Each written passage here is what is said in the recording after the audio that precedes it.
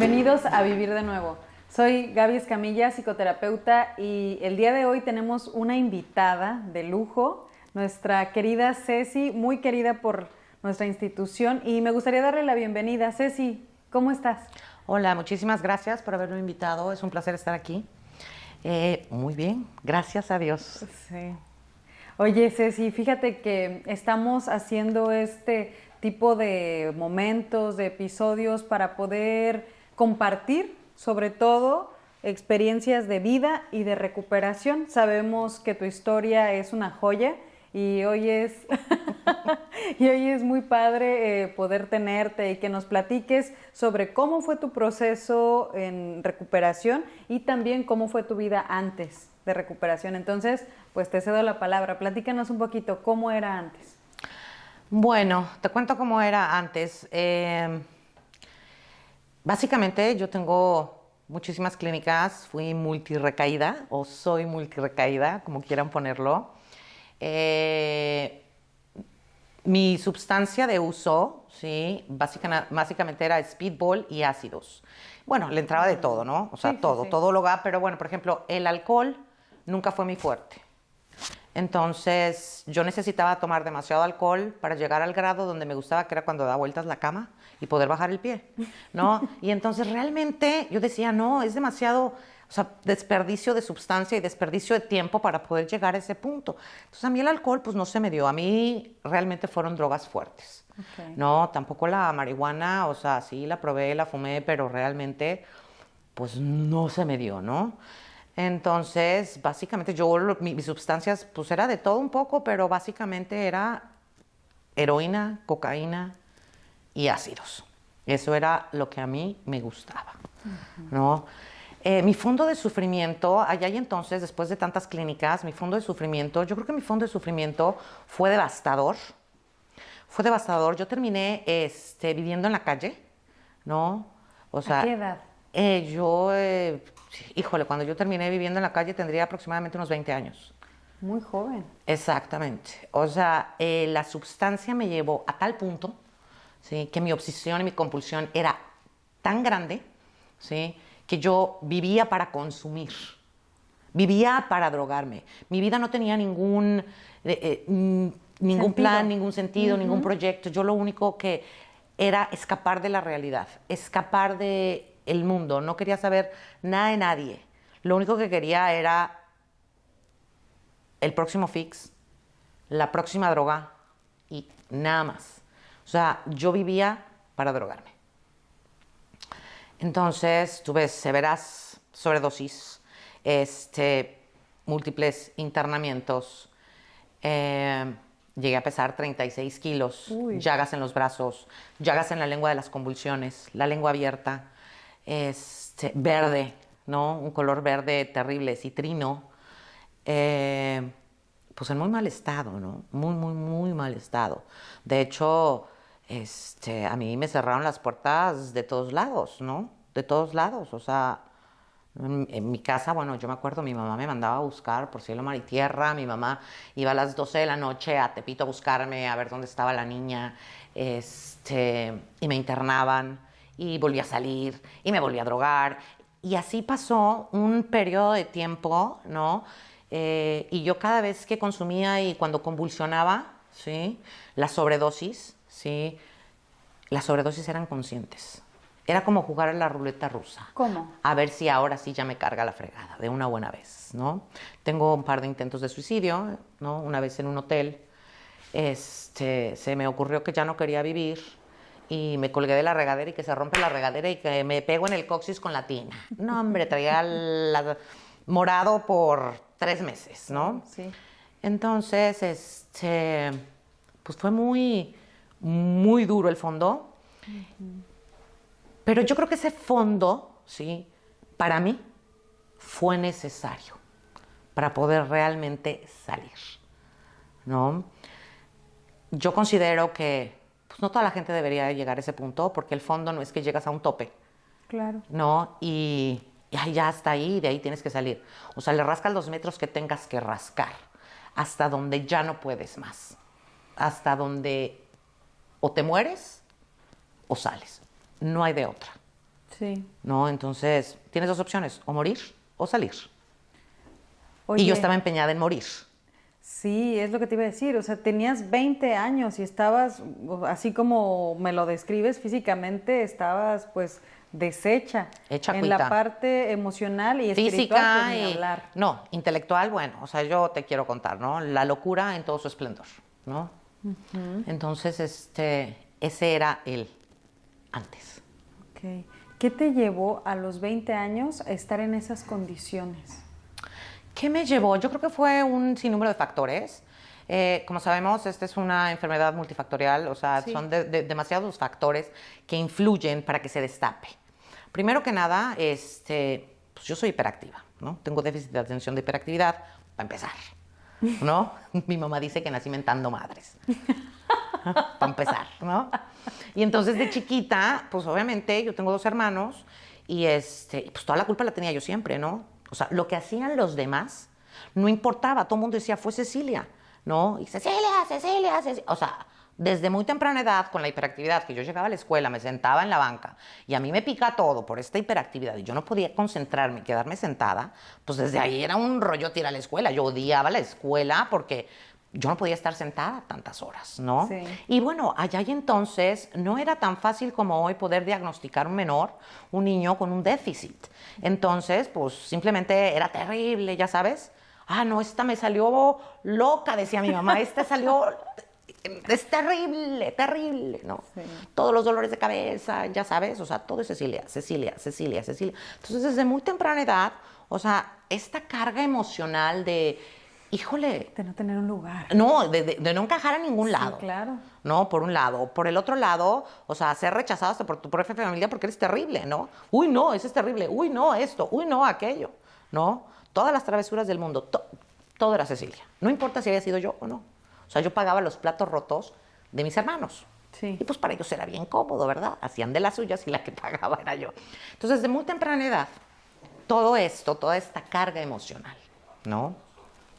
Y me imagino que, bueno, pues hubo en aquel entonces, que no me acuerdo, digo, o sea, en mi casa yo me acuerdo que se hacían las reuniones familiares, llegaba toda la familia y todos los fines de semana había carne asada y todo el mundo se ponía borracho, ¿no? Y nosotros pues éramos unos niños y pues corriendo ahí entre el alcohol y todo el mundo bien borracho y todo el rollo, pues era así como que pues bien Lo natural, normal. ¿no? Sí, claro. Era bien natural.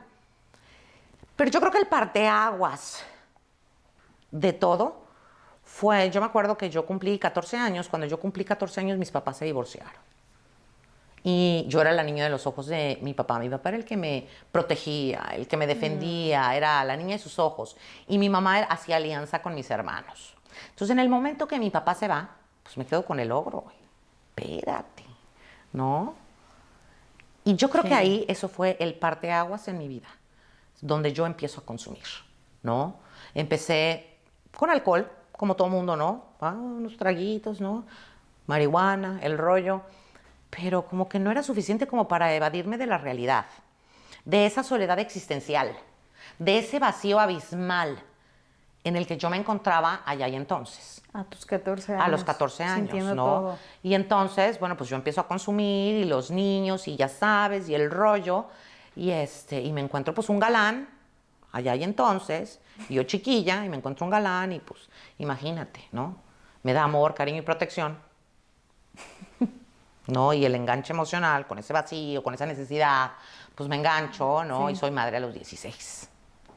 ¿No? Entonces, salgo embarazada, ya sabes, fue un súper mega caos, y el rollo, mi papá ya no estaba, y esto, y el otro. Entonces las cosas se empiezan a poner, pues, más duras, y cada vez más duras, y entonces, pues, el consumo es mayor, ¿no? Lo que empezó con alcohol y marihuana, que al final ni me gustaban, ¿no?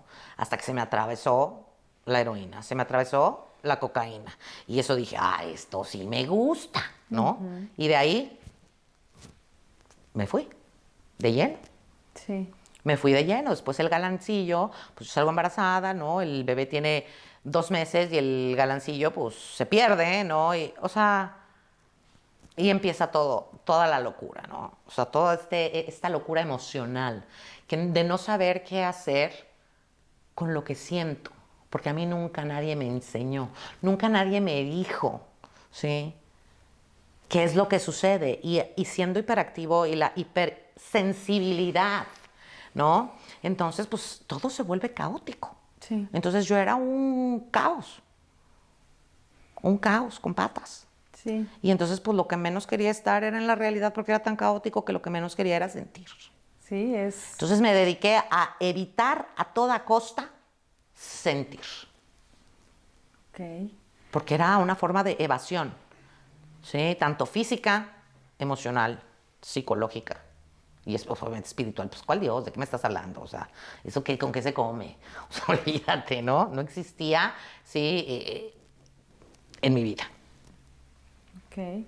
Entonces yo creo que ese fue así como que el inicio muy caótico. Sí, definitivamente. Fíjate, ahorita tocas un punto bien importante, que de repente el estar o ser un pequeño, una pequeña y crecer con un tipo de enfermedad, bueno, no una enfermedad, sino un trastorno más bien dicho, y no reconocerlo, no atenderlo con el tiempo, pues te encuentras con sustancias y ¿qué haces? Embona a la perfección. Pero Y la es perfección. la pieza del rompecabezas que faltaba. Entonces encuentras eso que siempre te hizo falta y que te hace sentir un poco normal. Exactamente, además de que, bueno, el trastorno, a mí me queda muy claro, así como mi mamá dice que yo nací mentando madres, yo venía enredada en el cordón umbilical con doble vuelta. Órale. Entonces yo nazco morada con, obviamente, una falta de oxigenación en el cerebro. Sí. Y entonces, bueno, pues es clarísimo que algo iba a pasar, ¿no? O sea, te falta oxígeno en el cerebro y el cerebro compensa de una u otra forma, ¿no? Entonces esto es de nacimiento, entonces nazco mentando madres y luego el agua de cultivo maravillosa, pues Sí. era de esperarse, ¿no? O sea, todo embonó perfecto, todas las situaciones se dieron de tal manera pues, que exploté, ¿no? Fue la A muy manera. temprana edad. Sí, fue la manera que encontraste de sobrevivir. Así es, así es, así es, fue básicamente supervivencia. Sí, claro. Y ahorita nos contabas sobre tu fondo, cómo empezaste y a los 20 años, bueno, ahorita ya nos cuentas el inicio, pero a los 20 años ya estás en la calle. Sí, estoy en la calle, después de varias clínicas. ¿Pero a qué edad empezaste a caer en instituciones? Bueno, yo creo que la primera institución en la que yo caigo, híjole, fue en 1990. En 90 tendría yo, a ver, ahorita te voy a decir, tenía 18 años. O sea, era tan grave el consumo que a los 18 entro a la primer clínica de rehabilitación, ¿no?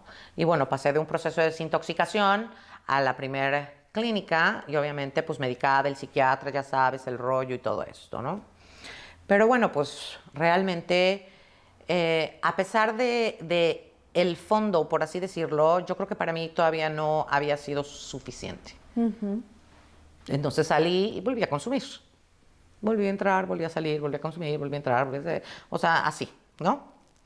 Hasta que dijeron, bueno, basta, y terminé en un psiquiátrico. Estuve en un psiquiátrico por un periodo de 3 meses en el ala de adicciones y pues me le pasaba todo dar, ¿no? Intercambiábamos chochos y pues yo seguía hasta el chongo, ¿no? O sea, básicamente yo me fui de vacaciones al psiquiátrico y la pasaba súper bien, ¿no? Y había unos locos, locos, locos y yo, bueno, me divertía como enano allá adentro. O sea, yo decía, pues aquí está toda madre, o sea, ¿no? Tengo droga gratis, tengo cama, tengo comida, ¿qué me preocupa? Y entonces yo me instalé en la Concha porque además, pues seguía consumiendo dentro, ¿no? Sí. O sea, a lo mejor no las drogas fuertes, pero pues había un chorro de chochos. Y además de que, pues, te cambio el azul por el rosa, ¿no? A ver cómo pone, y te cambio el blanco A por el ver cómo verde, y a pone, ver sí, qué, sí, ¿no? sí. No, hasta que encontrabas el coctelito que te caía perfecto. O sea, me gusta, ¿no? Y tran, tran. Salgo del psiquiátrico y otra vez vuelvo a consumir. Entonces pasaban temporadas muy cortas en las que yo estaba sin consumir. Pero ante tanta presión porque me mantuviera sin consumir. Más aparte,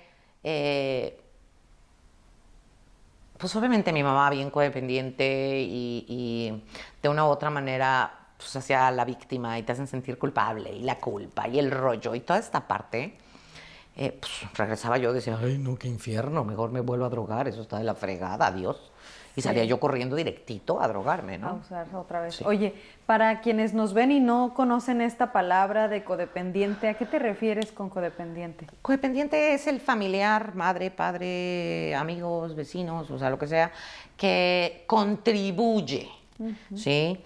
A alcahuetear, solapear al adicto que siga consumiendo. También es un adicto, pero es así como que yo lo veo como una moneda y la adicción es una cara y la codependencia es la otra cara. O sea, es la misma moneda, es la misma enfermedad emocional, es la misma enfermedad espiritual, nada más que del otro lado. El codependiente es adicto al adicto. El codependiente es adicto a los problemas emocionales y a rescatar. Es el rescatador. Sí. Es el que rescata y rescata y rescata y rescata. Y de una u otra manera, al rescatar, no permite que el adicto, 1, toque fondo, 2, salga adelante. Porque sigue rescatando. Ay, pobrecito, ay, esto, ay, el otro. Bueno, nada más te voy a dar para una dosis, pero tienes que venir a dormir. Sí. ¿No? O aquí en la casa. Aquí en la casa, o sea, ¿no?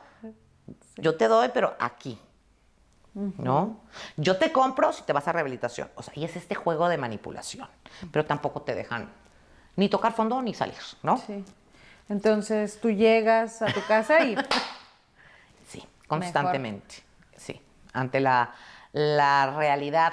Pero además, no es que fuera la realidad real, o sea, la realidad que yo vivía internamente en base a mis emociones. Porque yo no te voy a decir que mi vida era caótica o que en mi casa había golpes. No, absolutamente nada, ¿no? Es la realidad interna que yo vivía. O lo que creía que yo vivía, ¿no? En ese entonces. Porque no alcanzaba a ver la realidad, no alcanzaba a ver absolutamente nada. O sea, no me daba cuenta de que no me daba cuenta de que no me daba cuenta de nada. O sea, yo vivía en la inconsciencia total. sí. Es como, ahorita por lo que estás diciendo, lo pondría en estas palabras y tú me dices si tiene sentido. Es como la historia que tú te contabas sobre la realidad, que no tenía nada que ver con la realidad. Efectivamente. Esa es la historia que yo me contaba, ¿no? Que era caótico. Yo a lo mejor visto desde afuera no era tan caótico, pero lo que yo me contaba es que esto estaba terrible, ¿no? Sí. Y tiene que ver con la hipersensibilidad que mencionas. Con la misma hipersensibilidad, efectivamente. La distorsión de los pensamientos. La distorsión de los pensamientos y todo. Exactamente. Órale. O sea, locura pura. Y luego, pues, con todo esto multifactorial que comentas, usaste una palabra que se me hace muy interesante, el juguito de cultivo, caldo de cultivo. El caldo de cultivo, claro. Perfecto, y entonces... Que es todo el entorno familiar y todas las circunstancias, ¿no? Con las que creces. Pues es el caldito, ese es el caldo de cultivo, ¿no? Ahí se cultiva sabrosísimo esto, ¿no? Y haces contacto con las sustancias y se vuelve para ti, ¿qué? ¿Qué se volvió para ti el uso de las sustancias? ¿Qué se volvió para mí? Pues es que yo vivía para drogarme porque era un escape. Se volvió el escape perfecto de la realidad o del cuento que yo me contaba que era la realidad, que en realidad ni siquiera tenía que ver con la realidad, ¿no? O sea, para acabar pronto. Sí, un juego de palabras, un trabalenguas, ¿eh? Sí, exactamente. Órale, entonces tú llegas a la última recaída, me imagino que fue... Fue terrible. La última fue terrible, puesto que yo estaba en la calle, con los brazos completamente infectados de las jeringas, convulsionaba, cada vez que yo convulsionaba, o sea, yo ya me picaba nada más para convulsionar, traía abierta la lengua llagada, abierta completamente porque me mordía cada vez que convulsionaba, y convulsionaba consciente, o sea, caía y empezaba yo a convulsionar, y mientras convulsionaba estaba yo consciente que estaba convulsionando. Era una cosa terrible, una sensación espantosa, ¿no? Y entonces pesaba 36 kilos, te digo, era color verde citrino. La mano me hacía así y la cabeza me hacía así. A los 20 años. Exactamente. Y pesaba 36 kilos. Y esa última, mi mamá le llama a Isaac. Isaac fue varias veces por mí, pero esa última, mi mamá le llama Isaac. Isaac llegó a buscarme a la calle en donde yo estaba. Compró droga. Y me dijo, vámonos, te vas conmigo y yo te voy a ir dando tu dosis hasta que lleguemos a la clínica. Y así fue, Nos subimos al avión, yo traía unas botas, a mí me encantaban las botas vaqueras, y entonces cargamos las jeringas, me guardo las jeringas, porque pues veníamos en avión, imagínate, ¿no? Entonces me guardo las jeringas en la bota, y Isaac venía todo paniqueado, no, imagínate. Y yo en el baño del avión, sí, chutándome, para poder llegar a Guadalajara. Y así es como llego la última vez, ¿no? Órale. O sea, nada más estoy como teniendo la imagen mental y, híjole, o sea, terrible, sí, muy fuerte, muy fuerte. Y así fue como tú llegas. Y cuando llegas, ¿qué es lo primero que haces cuando llegas a rehabilitación? Y bueno, pues ya no hay droga, ahora sí hay que chutarse la realidad real. Pues bueno, mira, como buen multirecaído, cuando yo llego, pues ya te la sabes, ¿no? Ya sabes de memoria el programa, bla, bla, bla, y van a decir eso, van a decir... Y entonces te sientes y dices, puta, qué va, ¿no? Y va de nuez, ¿no? Y va de nuez, porque era otra vez, ¿no? Realmente, la última vez que yo llegué, yo no estaba muy convencida de quedarme. Ok. A pesar de todo lo que habías pesar vivido. de todo, yo no estaba muy convencida de quedarme. ¿Qué pensabas? Como que había un factor importante que estaba carente en que, a pesar del fondo de sufrimiento tan fuerte, a pesar de las condiciones físicas, emocionales y mentales en las que yo llegué, como que había algo que faltaba en mi vida, como para que hiciera el clic, me quedo. Cuando yo entré, tú me preguntas, cuando tú entraste, ¿qué fue lo que te hizo entrar y decir me quedo en rehabilitación? Pues no me quedaba de otra porque estaba hecha añicos, emocional, física y psicológicamente, o sea, estaba hecha trizas. Sí. Entonces necesitaba tiempo para recuperarme. Para mí estos lapsos de internamiento era para tomar fuerzas para poder salir y volverme a drogar, obviamente. Sí. Entonces al momento que yo llego, ¿no? Pues yo llego y yo llegué exactamente igual. Yo dije, bueno, pues vamos a descansarle un rato, ¿no? Y vamos para la congeladora, que le llamamos la congeladora en aquellos entonces, a detox, ¿no? Y entonces, pues a mí estaba tan despedazada de los brazos, las venas, todo, que a mí me tenían que canalizar en el tobillo para poderme pasar el suero, ¿no? Y entonces, si una persona regular pasaba en detox, ¿qué te gusta? Una semana, 12 días, pues yo me podía tirar un mes en detox, ¿no? Sí. De lo mal, el estado en el que yo llegaba, ¿no? Y luego, bueno, venía el síndrome de supresión y entonces eso era locura. O sea, de quererte realmente arrancar el pellejo, arrancarte los ojos, arrancarte todo, o sea, morirte, ¿no? Es terrible la supresión, ¿no? Y más de sustancias tan duras, ¿no? El síndrome de supresión. Así es. ¿Cómo lo viviste? O sea, que, bueno, nosotros entendemos qué es, pero perdón, probablemente va a haber personas que no sepan qué es un síndrome de supresión. El síndrome de supresión es la necesidad o la abstinencia, ¿no?, de sustancias, porque hay una dependencia tanto física como emocional y como psicológica a la sustancia. Sí. Al momento que se retira, primero es físico, ¿no? La dependencia física que tiene que disminuir, que tiene que bajar hasta que pues ya, ¿no? Y después obviamente viene la emocional y psicológica. Pero yo creo que para mí en ese momento la dependencia física era fuertísima, ¿no? Y entonces la supresión de sustancia física por el tipo de sustancia era terrible. Sí. Era terrible, ¿no? Y entonces, pues obviamente ya estabas en internamiento, estabas en un tratamiento intramuros y ahí tuviste un acompañamiento, me imagino. Sí, bueno, sí, claro, desintoxicación, bueno, o sea, en el congelador pues hay que pasar por desintoxicación, no meter un mes en desintoxicación y te van bajando poco a poco para que realmente no tengas una crisis tan severa por la dependencia física que existe, ¿no? Sí. Pero aún ahí, o sea, es muy terrible, ¿no? O sea, pasar por la supresión es terrible porque, bueno, mientras a lo mejor ya no tienes tanto dolor, no estás sufriendo físicamente, pero emocional y psicológicamente es terrible, ¿no? Sí, y te pregunto esto específicamente porque, bueno, yo sé, he conocido casos en donde alguien por dejar las drogas así como porque yo puedo y yo soy Juan Camaney y me la voy a aventar así sin ayuda, sin supervisión, puedes morir. Ah, definitivamente, definitivamente, te puedes morir. Sí. Así es. Por eso la importancia. La importancia de tener un profesional, un especialista, ¿sí? Para llevar un proceso de desintoxicación paulatino, ¿no? Para que se pueda estabilizar el cuerpo, ¿no? Hasta que el cuerpo esté libre de sustancias y tu organismo esté completamente balanceado y puedas seguir adelante, ¿no? Sí, porque imagínate, pues vienes de la calle y vienes así como con toda la locura. Necesitas un tiempo para aterrizar. Por supuesto. Para bajar. Por supuesto. Y una vez que bajas, que pasas el síndrome de supresión, ¿qué siguió para ti? Pues una vez que bajó, pues ya me pasan a población general, vamos a llamarle, ¿no? O sea, tratamiento con todo mundo, ¿no? A la población general, por así llamarlo, ¿no? ¿Había otras mujeres? Sí, de hecho, pues solamente éramos 2 y después llegó otra y entonces, ¿por qué no recibían mujeres? O sea, difícilmente recibían mujeres, ¿no? Nadie quería mujeres. Entonces, pues sí, nada más éramos así como que contadas con la mano, ¿no? Éramos 2 y después llegó otra 3 y después ya llegó la 4, después ya llegó la 5 y empezaron a llegar mujeres, ¿no?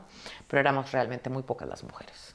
Y era así como que un tabú y era visto muy mal el hecho de que una mujer se drogara, ¿no? Era así como que, por la sociedad, entonces échale, o sea, toda esta locura y luego encima, mujer.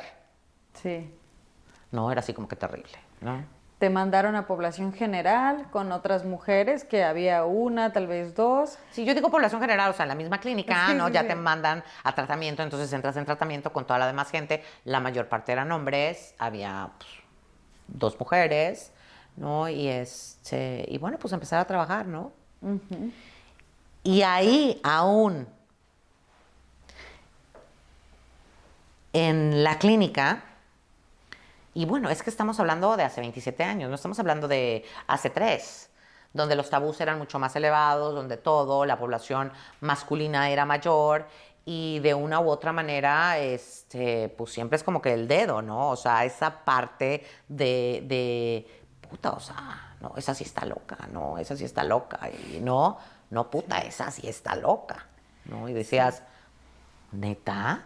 O sea, y tú pues estarás muy sano, ¿qué? ¿Cómo no? O sea, yo creo que la locura no se mide, no hay un, está poquito loco, está medio loco o está bien loco. O sea, yo creo que la locura es locura, ¿no? Entonces, el que consume, pues está loco de alguna manera, o sea, punto. O sea, dice, no, es que hay grados de locura. Cuéntame qué hiciste y te diré qué tan loco estás, ¿no? ¿Sí me Sí, explicó? definitivamente.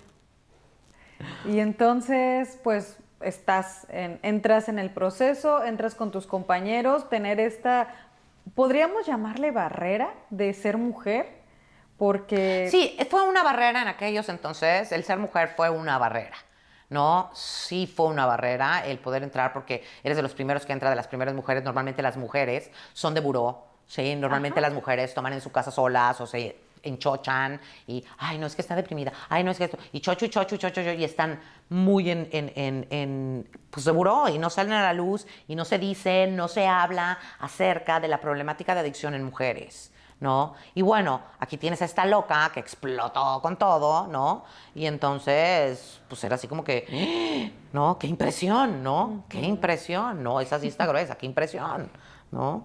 Sí. Y simplemente la misma adicción, nada más que del otro lado. O sea, yo estaba afuera en lugar de ser de buró, ¿no? Sí, como dices, hay quien explota y hay quien Y implota. Sí, exactamente, sí, y se convierten en de buró, ¿no? sí. Y entonces... Y no es que uno sea más o el otro sea más. La enfermedad es la enfermedad, nada más que se manifiesta de diferentes formas, también dependiendo la personalidad de cada uno, ¿no? Sí. O sea, no va a consumir igual una persona que es introvertida a una persona completamente extrovertida y con un déficit de atención de aquellos, ¿verdad? O sea, pero es enteramente lo mismo. La enfermedad es la misma. Sí. ¿No? Es porque ahorita que lo mencionas se me hace también bien importante comentarle para quien nos está viendo esta parte de saber que es la misma enfermedad y que va a variar dependiendo de la persona. Y de la agüita de cultivo. Espérate, esa influye también mucho, ¿no? Sí, de la reacción que pueda tener ante el consumo, porque a veces podemos relacionar que el consumo ya es un problema cuando estoy haciendo destrozos en la calle, cuando estoy pateando animales o incendiando cosas, y sí, pues hay un problema de consumo, pero también como lo mencionas ahorita, ¿verdad? Para los de buró, para los que están ahí sintiendo la soledad, la tristeza. Y ahora también es importantísimo porque hoy en día, ¿sí? Los chicos crecen de manera diferente. Los chicos, pues ya vienen con el chip integrado, el internet, el rollo, y se aíslan más. Pasan más tiempo aislados. Sí. Entonces, en este aislamiento, ¿sí? ¿Qué tan de buró pueden ser? ¿Sí me explicó? Verdad. Entonces es completamente diferente. Allá y entonces, pues no había internet, fuimos de los pioneros del internet, ¿no? Pero hoy en día que está el internet y con el rollo de la pandemia y todo el mundo guardadito, o sea, déjame te cuento que hay muchos chicos que tienen la problemática y el agüita de cultivo es peor porque están completamente aislados, metidos en los teléfonos, metidos en las tabletas, ¿sí? Y ahora se puede pedir hasta ¿no? por celular, te lo ponen debajo de la puerta, haces transferencia, no necesitan salir de su casa. Uh-huh. Sí. Entonces ahí el punto es, las situaciones cambian, la vida cambia, y entonces sí es bien importante, ¿no? Cómo se va a manifestar. ¿Cómo se manifiesta? ¿Cómo se manifiesta pues en los chicos, chicas, chicos, ¿no? Sí. Hoy en día es completamente diferente a como era antes, ¿no? Sí. Y en tu caso se manifestó explotando. Sí, yo explosiva. Y en el tratamiento me imagino que igual. Sí, yo soy explosiva. Ajá. En el tratamiento con tus compañeros, en la clínica, ¿cómo fue? ¿Cómo te llevabas? ¿Cómo te trataban? ¿Qué recuerdas de tu tratamiento? Ay, yo tengo recuerdos muy lindos. Independientemente de que sí, o sea, yo era así como que, ¿no? Yo creo que es toda mi vida. Yo siempre he sido así como que muy observada siempre, porque soy muy extrovertida, porque no sé, ¿no? Por mi personalidad, por mi déficit, por todo esto. O sea, es parte del show. Pero yo recuerdo, sí, una compañera que tuve, maravillosa, hermosa, chiquilla, era una chamaca. Y pasamos momentos maravillosos, de travesuras. Estando en clínica, pasamos a medio camino, hicimos muchas travesuras, salíamos, íbamos, veníamos y nos reíamos y nos divertíamos como enanos. O sea, hay momentos preciosos que yo no cambio por nada. Sí. No, hay momentos preciosos. Sí. Compañeros, sí, toda esa generación, digamos, fue una generación muy padre. Fue una generación muy linda, ¿no? Independientemente de todo lo que sucedía afuera, ¿no? Sí. Ese compañerismo, ese estar, ese poder hablar, ese poder, la aceptación de no importa qué tan loco estés, ¿no? Aquí te queremos con toda tu locura, ¿no? Entonces, yo creo que eso fue fundamental para mí. Sí, el reconocimiento, el sentirte parte. Fíjate, dices, esta compañera era una chiquilla, pues tú también tenías... Bueno, la chiquilla tenía 16, yo tenía 21 y ella tenía 16, pues es que era una chiquita, sí. ¿no? Bueno, pero una chiquita así enorme, ¿no? Pero era una chiquita, divina, bella, ¿no? Eran dos chiquitas. Pues había varias, ¿no? Había varias chiquitas, pero sí, o sea, ella me despertó a mí muchísimo amor. Esto esta palabra, fíjate, amor, de repente cuando pensamos en adicciones o cuando se habla de adicciones, yo alguna vez lo escuché directamente de alguien que decía, pues es que los adictos no tienen la facultad de amar. Yo creo que ese es un gran error. Ajá. Los adictos tenemos una capacidad tan grande de amor, tan grande de amar, ¿sí? Que desgraciadamente en el momento que estamos en la adicción, ¿sí? No volcamos el amor, sino que lo retorcemos y lo convertimos en odio hacia nosotros mismos. En el momento en el que nosotros dejamos de odiarnos y empezamos a aceptarnos y empezamos a darnos cuenta de que tenemos una enfermedad y que no somos culpables de la enfermedad, ¿no? Que fueron demasiados los factores que se desarrollaron y se unieron en un momento dado para que nosotros explotáramos, Sí. ¿sí? y empiezas a entender y darte cuenta, ¿sí? Tenemos una capacidad de amor infinita. Somos seres que amamos incondicionalmente si no lo proponemos. O sea, el amor es demasiado, pero no sabemos qué hacer con eso porque nadie nos ha enseñado. Nadie nos enseñó, al menos en mi caso a mí nadie me enseñó qué eran las emociones, para qué sirven, cómo funcionan y todo este rollo, ¿no? Pues, o sea, era una bomba de tiempo allá adentro. Dices, ¿qué hago con todo esto? O sea, sí. ¿No?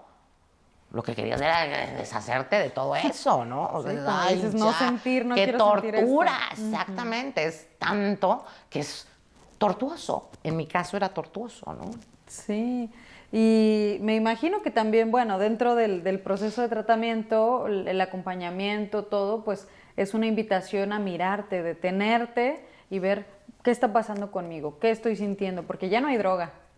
Sí, bueno, el proceso de rehabilitación obviamente implica muchísimas cosas y una de ellas es toda esta parte terapéutica de poder aprenderte a ver, ¿no? Hacer una introspección, ver qué es lo que está sucediendo, empezar a acomodar ideas, ¿no? Porque todo es caótico, entonces empezar a acomodar estas ideas y en este acompañamiento para que sea muchísimo más fácil. Además empiezas a escuchar obviamente pues, la historia del otro y entonces te reflejas.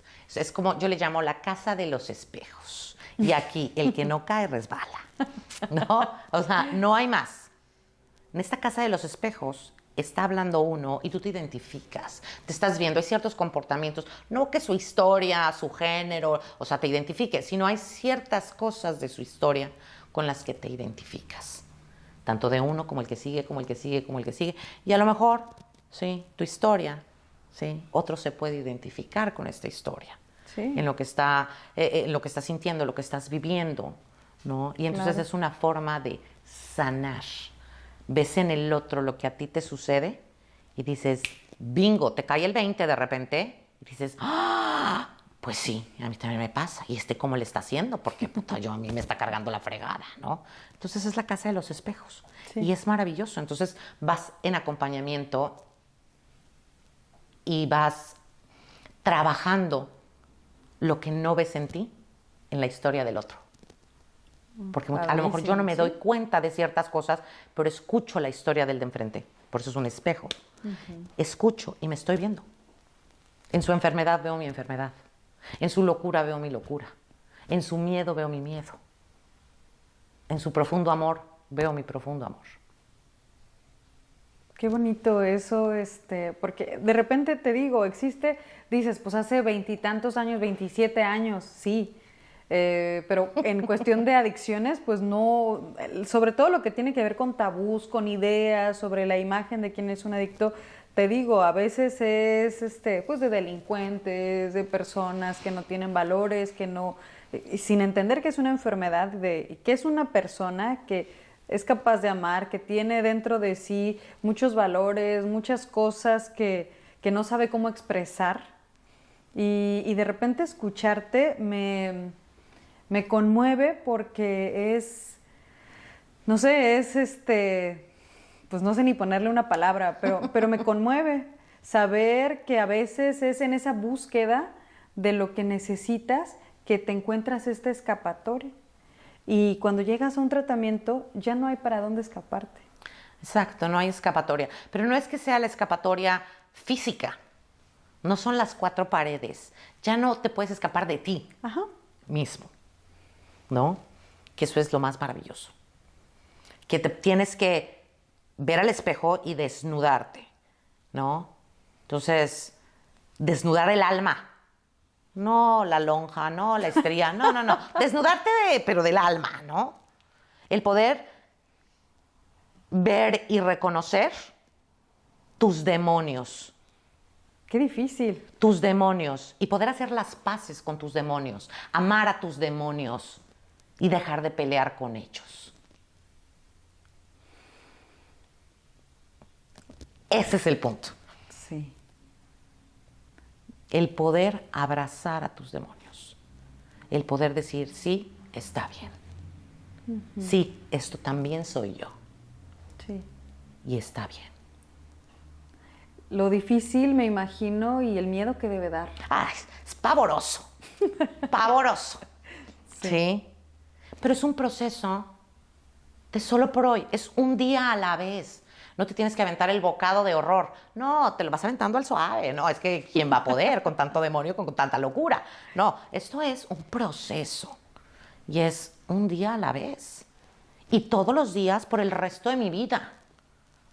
No es nomás por 3 meses de internamiento y ya, ay, sí, ya estoy curado. Pues si no eres pulque, papá. No, o sea, aquí nadie se cura. O sea, esto es para el resto de la vida. No, y hay que trabajarle todos los días, porque todos los días sale, porque la vida te pone en situaciones, ¿sí? En las que te tienes que enfrentar, ¿sí? A ciertas situaciones y tienes que sacar tu kit de herramientas y decir, ah, chinga, ¿y ahora? ¿No? Y salir adelante y librarla. Sí. Porque esto no solamente para el adicto, no solo para el codependiente, la vida en general. La vida en general te pone obstáculos, la vida en general, hay circunstancias que son muy fuertes y dolorosas y hay que sortearlas, ¿no?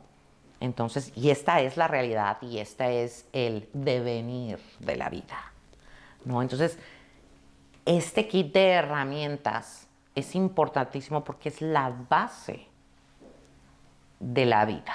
Sí.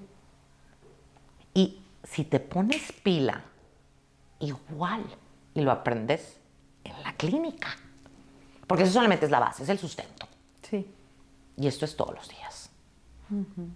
¿No?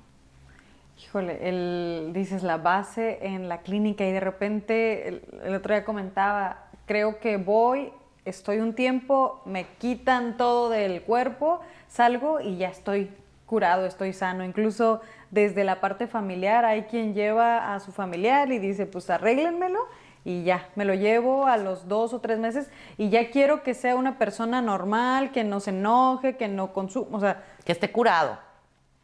Y lo que la familia no se da cuenta es que ellos también son responsables. Aquí no hay culpables. También son responsables de esta agüita de cultivo, ¿no? También son responsables. Tienen una parte de responsabilidad en el comportamiento del adicto. Además de que el consumo de sustancias es la punta del iceberg. Es solamente el síntoma con el cual nosotros podemos darnos cuenta que algo está sucediendo abajo. Es nada más. Toda la problemática está abajo. El síntoma es el consumo. Entonces, si tú dejas de consumir y crees que estás curado, ¿sí? Híjole, déjame te cuento que la enfermedad está escondida abajo. O sea, no has ni siquiera empezado. O sea, quitar el síntoma es paso número 1. Pero el trabajo todavía no empieza. Sí. Entonces, curado no vas a salir. Y esto lleva y la familia igual. Le quitas al adicto, se lo pones bonito, se lo peinas, se lo limpias y creen que ya quedó. No, mamacita. No, papacito. Esto es paso número 1, el síntoma. Pero la familia también tiene que trabajar toda la parte de fondo. La familia está tan enferma como el adicto. ¿De dónde salió el adicto? Pues de la familia, del agüita de cultivo, de todos los factores, de todas las circunstancias. Espérate. No es que, ay, se cayó, se golpeó, se volvió adicto. ¿Cómo? O sea, ¿cómo? ¿No? Sí. O sea, esto viene de atrás. Esto viene del vínculo familiar. Ahí es donde se desarrolla. Sí, de acuerdo. Oye, ¿y tu familia? Hablando de familia. Ay, mi familia. Durante tu internamiento, ¿cómo viviste la relación? ¿Cómo estuvo? No, todos los internamientos con mi familia fue caótico. O sea, fue terrible. Mi mamá es codependiente hueso colorado. Hueso colorado. Es una codependiente maravillosa. Entonces, la amo y la adoro. Pero no, en clínica y todo esto, pasaron muchos años después para que yo pudiera conciliar con mi mamá. Había una lucha de poder impresionante, la relación era malísima, fue terrible durante muchísimo tiempo, hasta que empecé yo a cambiar. Cuando empecé yo a comprender, a entender, a tener un poquito de empatía por lo que sucede del otro lado. En un principio yo no podía estar 40 minutos con mi mamá porque nos agarrábamos del moco. Y así subió a 1 hora 20, pero yo con reloj en mano en un principio decía, puta, 1 hora no chingues, o sea, ya quería yo ahorcarla, ¿no? Y fue pasando el tiempo, yo te puedo decir que el día de hoy, o sea, podemos pasar meses juntas, dormirnos en la misma cama, nos morimos de la risa, el rollo y todo, o sea, cambió completamente. Antes de no poder verla, la amo, la adoro, bueno, ¿no? Y bueno, a ella también le costó muchísimo trabajo y pues también tiene mucho trabajo terapéutico y pues, ¿no? Eso. Yo digo las garañonas, porque pues mi mamá pues alanón, hueso colorado, codependiente, servicio, las cárceles, esto, el otro. Si ella no hubiera tenido un proceso terapéutico, Sí. yo creo que no hubiéramos podido conciliar en ningún punto. Definitivamente. No, porque la locura y la enfermedad era tal que no hubiéramos podido conciliar. Del tamaño de la enfermedad del adicto es el tamaño de la enfermedad del codependiente. Punto. De ese tamaño. ¿No? Wow. O sea, sí, o sea, de ese tamaño. es cierto. Entonces, tanto necesita tratamiento el adicto como la familia. Y Si la familia no tiene tratamiento, pues el adicto sale de la clínica, regresa al agua de cultivo y ¿qué crees? Pues va a volver a Otra recaer, vez. va a volver a consumir y se va a poner peor. Y luego dicen, ay, las clínicas no sirven. A sirven. ver, pausa, tiempo fuera, no es que no sirvan. Quien no sirve eres tú porque no fuiste a proceso. Entonces, si la familia no se compromete, pues obviamente no le podemos limpiar al changuito y decirle, ay, aquí está todo peinado, todo bello. Ay, sí, ya te lo curé. Espérate, no es cierto, mentiras. Sí. No, yo creo que esto es bien importante, ¿no? Que tanto el adicto como la familia reciban un tratamiento, sí, de calidad.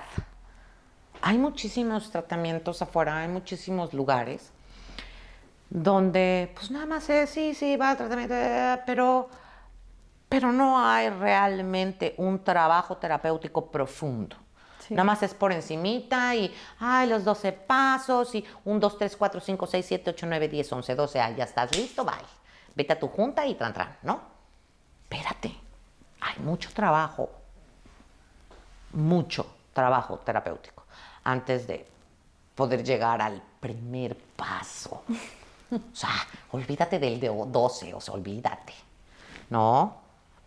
Yo te puedo decir que después de 27 años todavía sigo con el 8º y 9º de repente y digo, no, sí, a reparar daños porque está del nabo, ¿no? O sea... Sí. 27 años. Ya, claro, yo sigo reparando daños de repente cuando se puede. Por supuesto.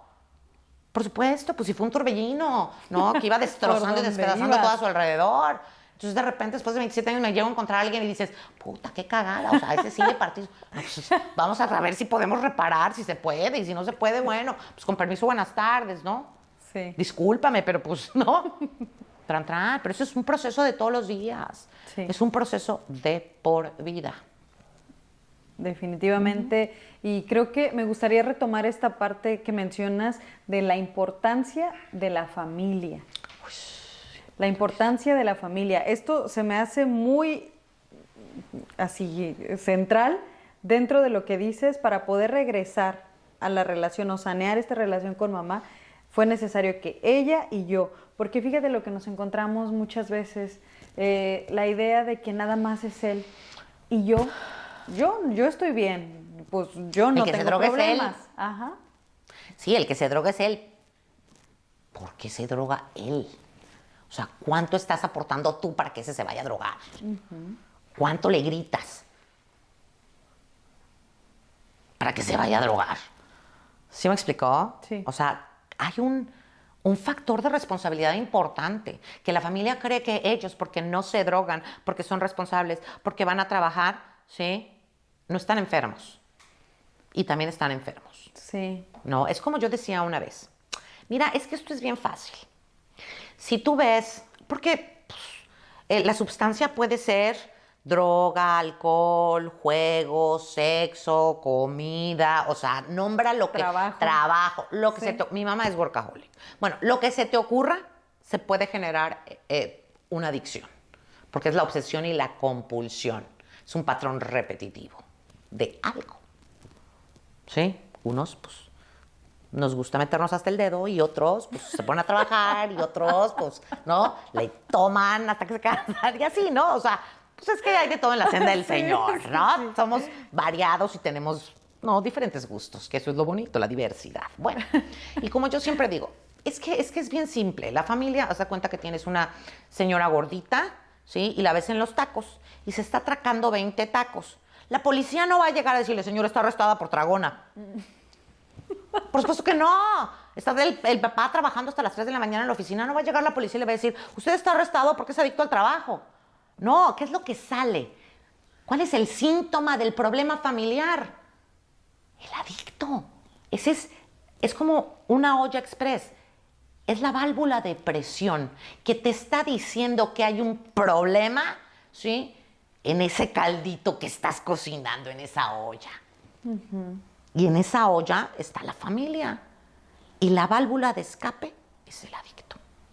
Y entonces sacas la válvula de escape, la metes a rehabilitación, pero si el caldito no abres la tapa para revisar qué hay ahí adentro, si está podrido o no, y lo regresas a la podrición, pues obviamente va a volver a recaer y se va a volver a podrir. O sea, de nada va a servir lo que hiciste. Entonces, es importantísimo que la familia se comprometa, porque también están enfermos, porque también hay un problema ahí. Sí, sabes, yo que he podido pues experimentar en este tiempo que llevo acompañando adictos y familias, es que de repente puede haber mucho miedo, culpa, desinformación. Por supuesto, que es lo que hablábamos, ¿no? Se requiere un tratamiento de calidad para poder realmente entender y comprender. Miedo, claro, es pavoroso. Enfrentarte a los demonios es pavoroso, enfrentarte a la enfermedad, ¿no? Y decir, esto está podrido. Uh-huh. ¿Qué vamos a hacer? No quién es culpable.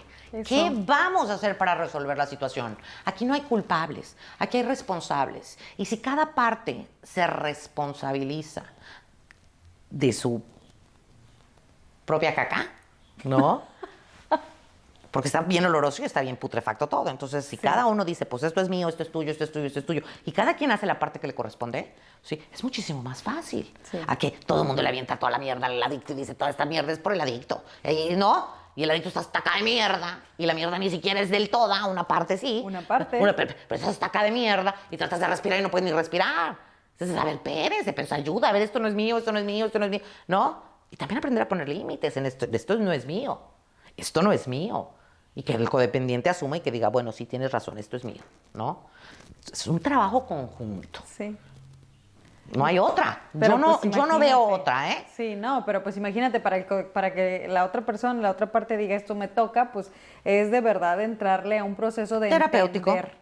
Es entrarle a un proceso. Enfermedad. Por eso es tan importante las familias. Uh-huh. Es tan importante que las familias también trabajen. No solamente es ven, te boto al adicto y pues a ver qué haces, ¿no? Y si no se recupera, pues es que la clínica es una porquería y no sirve. Ay, permiso, ¿no? Sí. No funciona de esa manera. Okay. Esto es compromiso. Sí. Entonces, hablando de compromiso, ¿qué pasó cuando saliste? ¿Qué tuviste que hacer para mantenerte? Mira, yo creo que para mí hay una piedra angular. Todos tenemos una piedra angular. Todos tenemos ciertas cosas. Lo que para ti funciona, para mí no funciona. Lo que para el otro funciona, a lo mejor para mí no funciona. Entonces, si tú me dices, oye, Ceci, ¿y a ti te funcionó AA? No. Yo creo que lo que a mí me funcionó antes de poder empezar con el primer paso, ¿sí?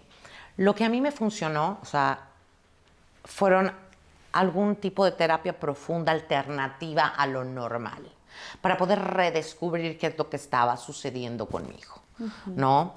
Entonces, y yo creo que también parte de lo que en mí funcionó, ¿sí? Fue el amor, uh-huh. ¿no? Estaba yo muy carente de amor. Siempre desde chica fue, tu culpa, gritos, tu culpa.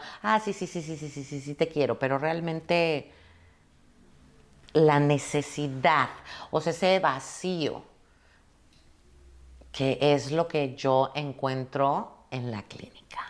La aceptación. Y el amor, porque no solamente es aceptación y acompañamiento. Cualquiera te puede aceptar y te puede acompañar, pero no quiere decir que te quiera. Sí. Discúlpame que te lo diga, ¿no? O sea, eso es bien independiente. Yo estuve en muchas clínicas. Sí, todo el mundo te entiende, todo el mundo te comprende, ¿sí? y ay, sí, te acompaño porque pues no hay de otra que acompañarte, ¿no? Eso es bien diferente a que te entiendo, te comprendo, ¿sí? Te acompaño, pero te quiero por lo que eres. Con todo y tus demonios, con todo y tu locura. No cualquiera se avienta ese. Sí, no. ¿Sí me explicó? Entonces yo creo que para mí fue fundamental, aparte del tratamiento, el acompañamiento, el proceso terapéutico, para mí fue fundamental el amor. Pero el amor sincero, porque un adicto se puede dar cuenta, ¿no? De cuánto es hipócrita y cuando es realmente, o sea, Me me interesas, realmente le entramos al toro, ¿no? O sea, realmente, ¿no? Entonces yo creo que para mí eso fue muy importante, para poder decir, híjole, yo creo que pues sí me quedo, vamos a calarle, ¿no? Sí. Vamos a ver qué pasa. A lo mejor. A lo mejor tiene cola y pega. Sí. Eso por un lado. El amor. Después, mi poder superior. Lo primero que me hizo quedarme fue el amor, porque no había descubierto el poder superior. Después viene, pues, el poder superior, ¿no? Para poderme derrotar, para saber que me puedo agarrar de algo que existe en mi vida, ¿no? Entonces, esta parte espiritual yo creo que también es una pieza fundamental para poder salir. A mí un día alguien me dijo, mira, todos estamos a la misma distancia del alcohol y las drogas, pero no todos estamos a la misma distancia de Dios. Tómala. Órale. Me despedazaron. Es verdad. Todos estamos a la misma distancia, no importa si tienes un mes, un año, 27 años, 40 años, todos estamos a la misma distancia, pero no todos estamos a la misma distancia de Dios. Sí. Tú me preguntas a mí qué es lo que me sostiene, mi poder superior. Nada más. Yo sin Él no soy nada. Yo sin Él no puedo. Sí. Hoy, después de 27 años, pero me imagino que al principio, pues, hablarte de Dios era como... Pues sí, yo decía, ¿y ese qué? Pues Dios, entre comillas, porque es tu poder superior, la espiritualidad, porque obviamente uno sí liga la espiritualidad con la religión. Sí, Y yo decía, puta, si ya me veo ahí dándome golpes de pecho en la iglesia. Pero claro, por supuesto, sigan soñando si creen que yo voy a ir de golpes de pecho a la iglesia, no, jamás. Yo estuve en colegio de monjas, entonces pues yo alucino las monjas, la iglesia y todo este rollo, ¿verdad? Por N número de factores y circunstancias. Entonces, eso del poder superior para mí fue así como que, sí, claro, en 20 años ya veremos, ¿no? Entonces, no es Dios como que cada quien lo concibe, es el poder superior y es esta parte espiritual, ¿no? Sí. Eso es una de las piedras angulares o la piedra angular en mi caso muy personal. Sí, de lo que te sostiene el día de hoy. Sí, claro. Okay. Sí, claro. Y pues, wow, o sea, de estar viviendo una vida así, de caos, de dices ser un torbellino. Un torbellino por donde pasabas. ¿Cómo es tu vida hoy? Ay, mi vida es maravillosa. No me puedo quejar de nada. No me puedo quejar de nada. El día de hoy vivo muy en paz, muy tranquila conmigo. Tengo 3 hijos maravillosos. Tengo un marido adorado. La vida no es fácil, ¿sí? Todo mundo, cuando llegas, te dicen, no te preocupes, esto está duro y las mieles están por venir.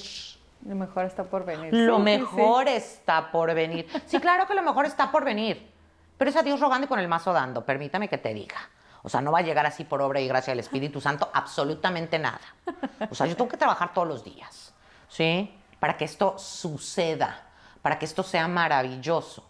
¿Qué estoy poniendo yo en la mesa el día de hoy para que esto sea maravilloso?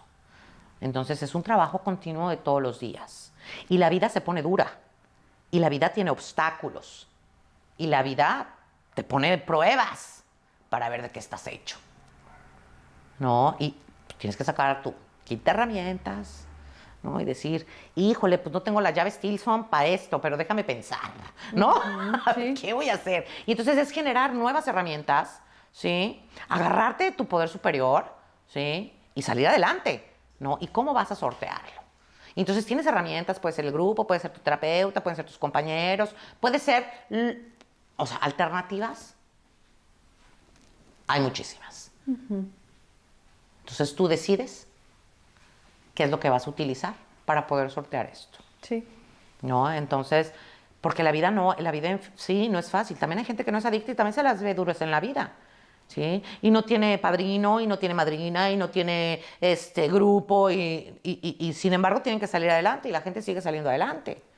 Entonces, sí, las mejores cosas están por venir, sí, pero la vida sigue siendo dura, la vida sigue siendo vida, ¿no? La vida hay subidas, bajadas, o sea, es la montaña rusa. La vida, a veces estás arriba, a veces estás abajo, a veces estás súper bien, y a veces te la estás pasando en la fregada. Sí. Pero esto no quiere decir que sea un perpetuo y que todo el tiempo vaya a estar así. O que todo el tiempo vaya a estar acá. Sí, Porque esa es una mentira.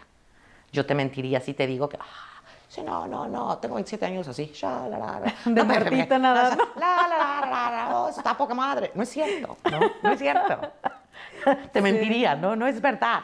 Okay. Ha habido situaciones en la vida muy difíciles que me han hecho hincarme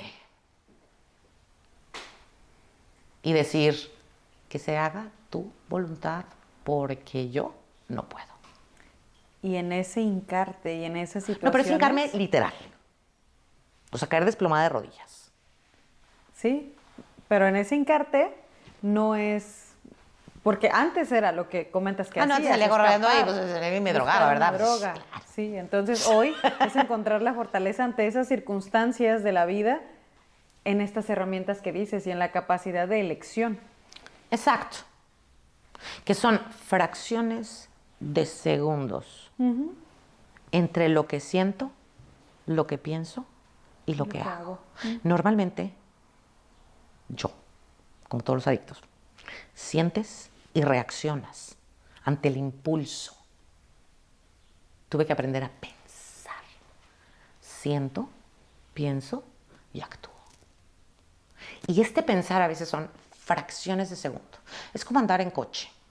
Metes primera, metes segunda, metes tercera. Tienes que aprender, tienes que ver el retrovisor, tienes que ver los espejos laterales, ¿no? Hasta que se hace automático. Hoy manejas, ya ni piensas. Se hace. El sentir, pensar, actuar es un proceso que se aprende y después se convierte en automático, el cual es maravilloso. Pero lleva un proceso. Sí, lleva tiempo. Lleva mucho tiempo para poderlo desarrollar. Entonces, en este siento, pienso, actúo, se hace la diferencia. Claro. Se hace la diferencia es abismal. El otro día yo escuchaba y me llamó muchísimo la atención. En una entrevista, estaban haciendo una entrevista y había un padre, un budista, un rabino y un cristiano, no sé qué. Y estaban hablando de la vida, de las experiencias de la vida y el rollo, ¿no? Y de repente uno de ellos dice, no importa lo que sienta, la vida sigue y tengo que seguir caminando. En ese momento fue así como que, fue el super 20. Porque no importa lo que sienta, si pienso congruentemente y tomo una decisión, ¿sí? Y actúo acorde. Entonces, para mí eso yo creo que fue así como que impresionante, que es el sentir, pensar, actuar, ¿no? Cuando lo desglosas y dices, ¡wow! O sea, me lo dieron peladito y en la boca, me encantó, me fascinó, me lo robo, ¿no? Sí. Y lo hago parte de mi existencia, lo hago parte de mi vida. Te cuento un poco. Hay situaciones en que la vida a mí me ha pegado, estando, ¿no? O sea, en 2015, ¿sí? Mi hijo, tengo un hijo mayor, tuvo un accidente, lo asaltaron, le pegaron con un bate en la cabeza y quedó en coma por 23 días. A punto de morir. Y luego me dijeron, cuando yo llegué al hospital después del accidente, el rollo, todo esto, me dice el neurocirujano, señora, pues despídase de su hijo porque pues quién sabe si sobreviva la cirugía. En ese momento que él entró a quirófano y que estaba yo allá afuera, textual, en ese momento yo me desplomé, me hinqué y dije, que se haga tu voluntad. Si te lo quieres llevar, llévatelo. Está bien. Yo estoy bien con ello. Uf. En otro momento me hubiera ido a drogar. Sí. Y en ese momento, o sea, lo solté y respiré y me quedé tranquila. Bramé, lloré, sí, porque te hubieras saturado todo el sentimiento, por supuesto, ¿no? O sea, no quiere decir que seas de palo, por supuesto. No, o sea, lloraba, pero yo dije, bueno, lo suelto. Sí. Yo lo suelto. O sea, no se va a hacer mi voluntad. No porque me ponga loca, se va a resolver. Ni soy el cirujano, ni puedo hacer absolutamente nada. O sea, lo suelto. Sí. Pasó 23, después me dijo, señora, pues no sabemos si, no, pase las primeras 24 horas. Pasó las primeras 20. Le hicieron craneotomía. Tuvieron que sacar el hematoma de la cabeza, abrieron la cabeza completa, quitaron la tapa, sacaron el hematoma, ¿no? Y lo dejaron empacado. O sea, sin el pedazo de hueso, nada más empacado, con el cráneo ahí, Ay, ay, ay. ¿no? Sí. En coma 23 días, 24 horas me dicen, ¿sabe qué, señora? Pues, pues no sabe si sobrevive a las primeras 24. Pasa las primeras 24. No, pues quién sabe si pasa las siguientes 24, ¿no? A las 72 horas, ¿sí? Me dice el responsable médico del área de donde estaba él, de cuidados intensivos, me dice, porque esto fue en La Paz, o sea, ¿no? La Paz, México. Y me dice, señora, si se lo puede llevar, lléveselo porque aquí se le va a morir. A las 72 horas exactas yo lo volé a San Diego. Él pasó 23 días en coma, despertó y cuando él despierta tuvo que aprender a hablar, a comer, a sentarse, a caminar. O sea, un bebé. Un bebé, sí. Un bebé, pero está entero. Quedó con una hemiplegia, ¿no? Y está entero. Yo dije, si eso es lo que quieres, le entramos al toro. Está bien. Y todo eso es porque de verdad aprendiste lo que necesitabas aprender con este kit de herramientas que dices. Es el kit de herramientas básicas para mi vida. Sí, imagínate. Y la vida se pone durísima y la vida se pone maravillosa. Ahorita, en diciembre, a mi marido le da una embolia. Voy manejando y venimos platicando, y de repente oigo que hace, y yo dije, ay, ¿qué onda? Porque además veníamos platicando. Sí. Volteo a verlo y le digo, sonríe, no sonríe. Le digo, apriétame la mano, no me la aprieta. Yo dije, hijo de la chingada, le está dando una embolia. Hice 7 minutos al hospital. Le hicieron los estudios, el rollo, bla, bla, para no hacerte el cuento largo. Me dice, ¿tenemos que operar? Hijo de su puta madre. En ese momento le dije, necesito 5 minutos, por favor. Me salí de emergencia, me fui, me senté en el coche y me puse a chillar. Guau, guau, guau, bramé. Respiré, le hablé a mi mamá y le dije, ¿sabes qué, ma? ¿Pasó esto? ¿Valió madre? Tienen que operar a este cabrón. Mi mamá me dice, voy para allá, que no sé qué. Cuelgo, respiro, volteo y le digo, pues que se haga tu voluntad. O sea, ilumíname, ¿qué quieres que haga?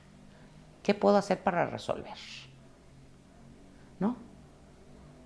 Y entonces, en ese momento entra la llamada de una amiga mía que es médico y le digo, ay, pasó eso, ¿verdad?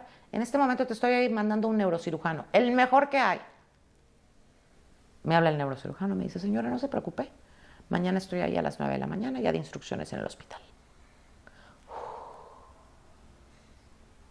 Me regreso al hospital, firmo, y suelto. Entonces la vida no es fácil. O sea, te va poniendo pruebas. Sí. Mi mamá estuvo 3 meses en el hospital muriéndose. Y suceden cosas en la vida, ¿no? Pero si tienes bases firmes. Volvemos a lo mismo, ¿no? ¿Dónde está tu kit de herramientas? ¿No? ¿Qué herramientas tienes? ¿Cuál es la base que tienes? Sí. Y esa base y esos valores, ¿de dónde los sacaste? Un tratamiento de calidad donde te enseñan. Pues sales con tu kit de herramientas, ¿no? Y jale. Sí. Y jale, y a ver qué haces con eso, ¿no? Sí. Entonces, a mí hasta el día de hoy me sigue funcionando el kit de herramientas. Nada más que ya le aprendí el truco, ya le agarré la maña, ya sí, le, ¿no? sí, sí, ya ya. le aumenté más llaves, ya fui por un dado, Sí. ya fui por el taladro, ¿no? Sí, sí, sí. Y entonces he ido incrementando mi kit para que, pues, como quiera que me sorprenda la vida, pues yo digo, va, ¿no? Sí. Va, Órale. démosle, ¿no? Sí, sí, sí, claro. Jalemos. Oye, Ceci. Y en este caso, fíjate, a mí me gustaría, sobre todo como por esta parte de tu experiencia, de alguien que tiene múltiples tratamientos. De repente hay gente que llega ya con 9, con 10 procesos y dice, no, pues ya hice de todo, yo no tengo remedio, no puedo cambiar. La familia igual, que en unos casos dice, no, pues ya ni le creo nada, hay que se las vea como pueda. ¿Qué les dices a esas personas y qué le dices a esas familias?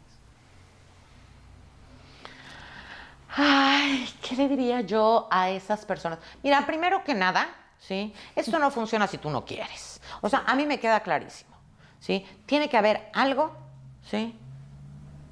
Para que tú quieras hacer el cambio. Eso de que, ay, no, ya soy un caso perdido y o sea, te paso la lechuga y te cortas las venas. O sea, no te puedes estar victimizando, por favor. Una, ¿no? Digo, si yo salí, cualquiera sale. A mí me queda clarísimo. ¿No? Pero esto es para el que lo quiere, no para el que lo necesita. Y muchos tienen que caer para que otros pocos salgamos, desgraciadamente. Sí. Esto es una realidad. Entonces, tiene que haber algo, ¿sí? Tienes que querer. Si tú no quieres, no va a funcionar. Y esas familias que dicen, ay, ya no se puede, que no sé qué, me parece maravilloso que se metan ellos en proceso terapéutico y que lo dejen tocar fondo, que dejen de estar rescatándolo. Ya no rescate. Sí. Deje de rescatar, deje lo que toque fondo. Levántele el fondo, ¿no? Ya, sí, y sí, quítele córtele el churuco. Ya no le dé más, deje de rescatarlo, que se vaya para la calle. A mí fue lo que funcionó, yo tuve que vivir en la calle para darme cuenta, ¿no? Entonces, córtele, no hay más.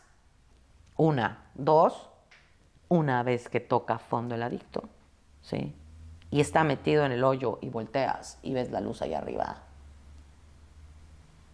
Invariablemente vas a salir. Invariablemente vas a tener una motivación o tienes un ¿para qué? Aunque sea para respirar. Tienes que querer. Y entonces yo le digo a todos aquellos multirrecaídos que dicen, no se puede, no, sí se puede. Que soy caso perdido, ¿no? Sí, claro. Sí, porque y las de repente familias, es hasta una justificación. Claro, es la justificación maravillosa. Ay, es que yo soy multirrecaído, es que no, yo no tengo remedio, es que, por favor. El que quiere puede. ¿No? Así de simple. Fácil no va a ser.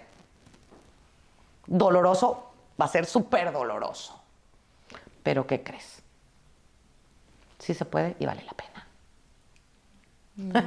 Al final del día, sí se puede y vale la pena. Muchas gracias, Ceci. Pues mira, yo te quiero regalar de parte de la institución y de nuestro programa esta moneda que tiene pues el lema, vivir de nuevo. Por Muchísimas este gracias. regalo de recuperación y de amor que nos haces, que haces para todos los que nos ven. Y pues invitarte a que, no sé, tal vez venir otro día, otro tema. Muy padre todo lo que nos compartes. Claro que sí, claro que sí. Esperanza y pues agradecerte nuevamente. No, gracias a ustedes por haberme invitado a compartir hoy. Gracias, Ceci, por estar aquí. Y para todos los que nos acompañan, agradecerles nuevamente que estén aquí, que vean estos programas que son diseñados especialmente para ustedes, invitándolos a seguir acompañándonos a vivir de nuevo. Soy Gaby Escamilla, psicoterapeuta.